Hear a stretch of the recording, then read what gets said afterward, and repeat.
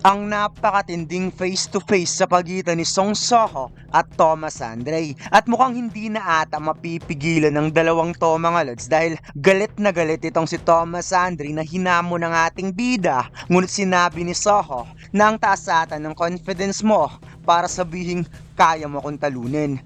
Gago ka ba? Kaya huwag na nating patagalin pa. Let's go! And please like and subscribe sa ating YouTube channel mga lods at mag-follow sa ating Facebook page. Salamat! Nagsimula ang chapter na ito sa isang napakagandang resort kung saan parang nasa Hawaii ata nag-vacation itong si Thomas Andre. Wika ni Laura na mukhang may nakakalimutan ata ang kanyang guildmaster. Nasagot naman ni Thomas Andre, ganun ba? Kaya sinabi ni Laura na hindi mo ba naaalala na matapos mong bisitahin ang Ashura Guild, sinabi mong pupunta ka ng Korea. Kaya napatugon si Thomas Andre, ang ibig mong sabihin ang pakikipagkita ko kay Song Soho. Wika ni Thomas Andre na hindi pa sa ngayon, hindi pa sapat ang bunga para ito ay anihin. Kaya napatanong si Laura kung ano ang ibig sabihin nito patungkol sa bunga. Sinabi ni Thomas Andre na naayos na nila ang image ng Scavenger Guild matapos nilang ilagay sa lugar ang Ashura Guild. At hindi ba't kaka-reawaken lang ni Song Soho bilang S-rank hunter? Kaya wala silang mapapala kung pupunta sila sa Korea ngayon. Napawi ka si Laura na hindi ba gusto ng kanyang guildmaster na ipaghigante si Randolph?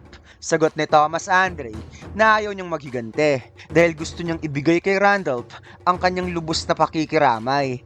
At para sa kanyang pagkamatay, gagamitin natin ito sa pinakamataas na value as long as possible. Hindi ba't yun ang pinakamalaking pakikiramay na may bibigay natin kay Randolph?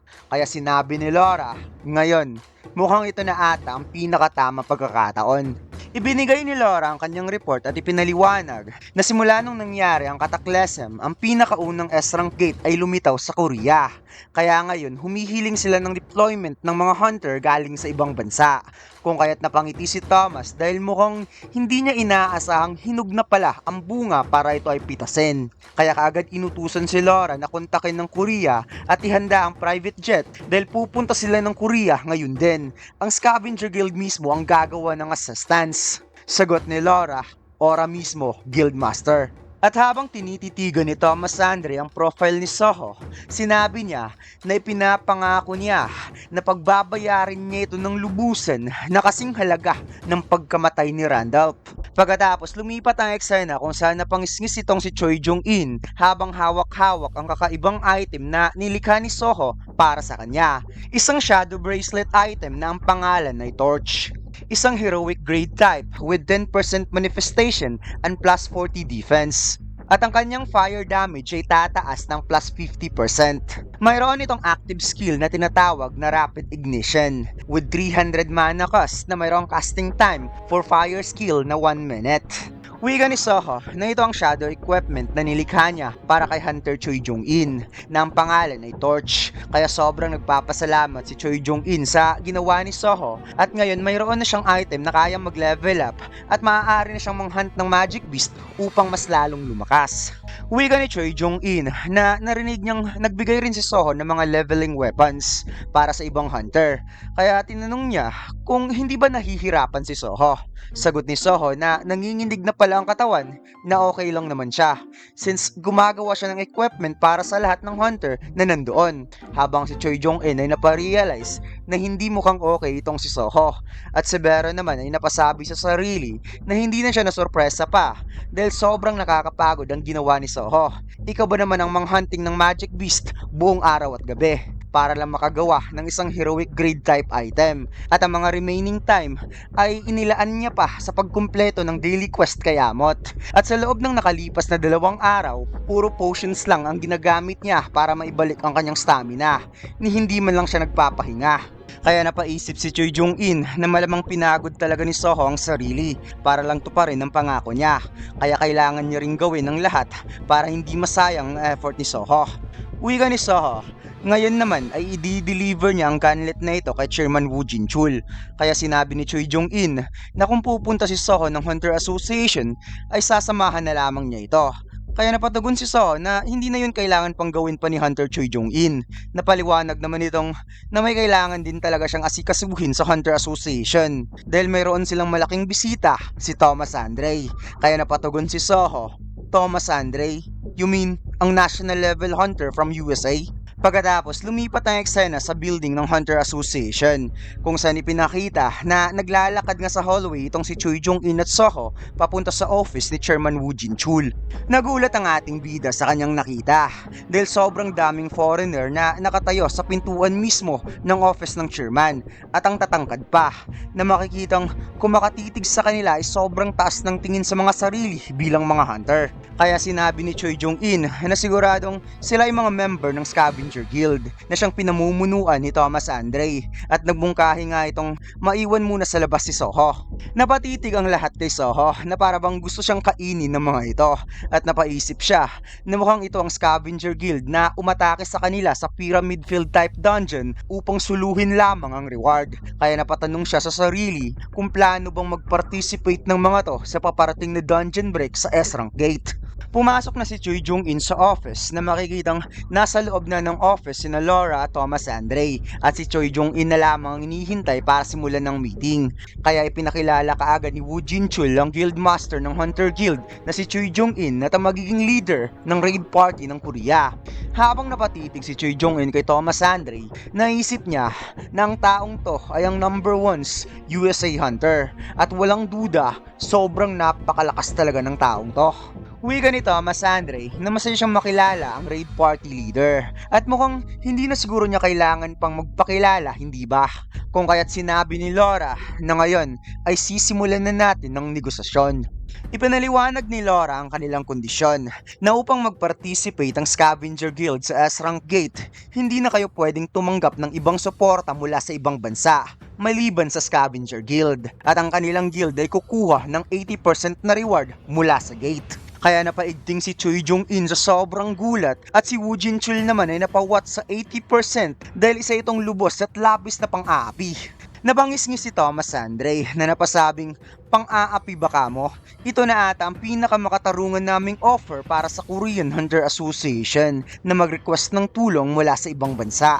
Ibig sabihin lang nito, alam nyo sa mga sarili nyo na hindi ninyo kayang i-clear ang isang S-Rank Gate. Hindi ba't napakamura na nun kumpara sa damage na mangyayari galing sa dungeon break? Nagkatinginan si Choi Jong-in at Woo Jin-chul at napasabing mukhang nandito at ang Scavenger Guild para manakot instead na magbigay ng offer. Wika ni Woo Jin-chul na ang rason kung bakit sila humiling ng suporta galing sa ibang bansa ay hindi nila matansya kung gaano kalakas ang isang S-Rank Gate. At bukod pa dito, mukhang hindi ata alam ni Thomas Andre na may dalawa silang S-Rank Hunter na nadagdag sa Korea kamakailan lang. Kaya kahit saang anggulo mo tingnan, sobrang nakakatawa ang kondisyong ito. Hindi na namin tatanggapin ng suporta from Scavenger Guild at hihingi na lamang kami ng tulong galing sa ibang bansa. Wika ni Thomas Andre na mukhang hindi nyo ata alam na mayroong insidenteng nangyari sa isang field type dungeon sa Egypt. At sa kasamaang palad, ang Scavenger Guild ay nawalan ng isang elite member na si Randolph. Pati na rin ang mga iilan naming minamahal na miyembro sa guild ay namatay dahil sa insidenteng yon. Bukod sa Scavenger Guild, nandoon din ang Ashura Guild at ang party ng isang Korean hunter sa lugar ng insidente. Kaya dahil sa pangyayaring yon, may mga usap-usapan na bumaba ang rango ng Scavenger Guild kumpara sa Ashura Guild. Kaya pinuntahan niya ang Ashura Guild para ibalik ang kanilang reputasyon. At dahil sa isa sa mga membro ng Ashura, nalaman niya na ang pangalan ng Korean hunter na yon. Tinanong ni Thomas Andre kung ano nga ba ang pangalan ng Korean hunter na yon. Sagot ni Laura na ang pangalan ay Song Soho. Kaya parang binagsakan ng gulat ang dalawa nang nalamang si Song Soho palang tinutukoy ni Thomas Andre. Napakamot sa ulo si Thomas Andre dahil nakalimutan niya daw ang pangalan at sinabing ang Soho na yan ay may kinalaman sa pagkamatay ng kanilang elite hunter na si Randolph. At kapag hindi nyo tatanggapin ang offer ko, kailangan bayaran ng Hunter Association ang damage na ginawa nito sa Scavenger Guild gamit ang pinakamahalagang buhay ng isang Korean S-Rank Hunter. Kung kaya't sinabi nyong, hindi nyo pa rin ba tatanggapin ang offer ko? O baka may iba pang paraan? Maaari din siyang pigilan ng raid party leader na tinatawag niyong The Ultimate Hunter. Pinakalma ni Choi Jong-in ang kanyang sarili dahil mayroon silang kalaban na Apostle of Itarim at ngayon dumating ang S-Rank Gate, kaya kung maging kalaban pa nilang Scavenger Guild, lalo lang nilang makakadena si Soho. Samantalang ang ating bida ay nasa labas lang ng office na napasabing ang marinig ang ganitong klaseng usapan ay sobrang nakakainis talaga para sa kanya. Akala ko ba makakakuha tayo ng reinforcement mula sa mga mukong na to? Talaga namang nabubuhay lang kayo sa pangalan ng guild nyo, hindi ba? Biglang nagsalita ang mga member ng Scavenger Guild na napasabing, "Saan ka pupunta bata? Halika dito."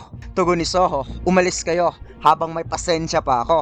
Nasagot naman itong, "Are you crazy, son of a..." Kung saan ipinakita na nakapasok nga si Soho mga lads at makikitang lahat ng Scavenger Guild member na nasa labas ng office ay ginawa na ang lahat para pigilan siya. Ngunit nagawa pa rin niyang mabuksan ang pintuan ng office. Napatitig si Laura kay Soho habang si Thomas Andre ay nagpipigil sa galit at si Choi Jong-in naman at Woo Jin-chul ay nagulat sa pagpasok ni Soho. Humingi ng sorry si Soho sa mga pumigil sa kanya dahil pumasok siya ng biglaan at kung nagdulot man siya ng anumang problema, parusahan na lamang siya ng maayos next time. Nasagot naman itong, "Anong sinusubukan mong gawin bata?" Biglang in-extend ni Soho ang kanyang dalawang braso upang patalsikin ang mga pumipigil sa kanya na parang si Lolo Bron lang naman na nag-flex ng kanyang muscles. Uwi ka ni Soho na di ba isa kang national level hunter? Tama ba ako? Bibigyan kita ng offer para sa Scavenger Guild para makuha mo ang 80% o mas lampas pa sa 80% na reward. Kung sino man ang unang makakakuha ng reward sa gate ay mapapasa kanya ang lahat ng yon. Kung talagang ang Scavenger Guild ay isang malakas na guild kumpara sa Korean Hunter Association. Kaya parang nanigas sa upuan sina Choi Jong-in at Woo Jin-chul sa naging offer ni Soho. At bigla namang tumayo si Thomas Andre na napasabing, "Napaka-interesante mo talaga bata." Kung saan hinarap nga ni Soho ng face to face itong si Thomas Andre sa napaka-intense na moment, kung kaya't sinabi ni Thomas Andre sa mukha mismo ni Soho na ano ang gagawin mo kung bubugbugin kita ngayon din dito mismo.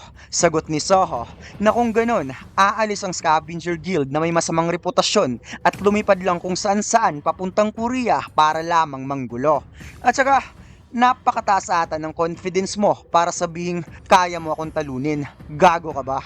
Kaya si Thomas Andre ay napatanggal na talaga sa kanyang shades sa sobrang galit na napasabing, "Hayop ka talagang bata ka." Kaya umapo napakatinding aura ng dalawa mga lads na para bang may matinding laban tayong hihintayin sa next chapter. At dito lang nagtatapos mga lads, sobrang intense ng chapter na ito at pinabitin pa talaga tayong lahat. Na para bang nagkaroon tayo ng deja vu dahil naalala ko tuloy ang harapang Jinwoo at Ann King sa Jeju Island at ang aura moment ni Jinwoo at Thomas Andre. Kaya huwag mo sanang kalimutan mag-like, comment at mag-subscribe sa ating YouTube channel at mag-follow sa ating Facebook page. Salamat!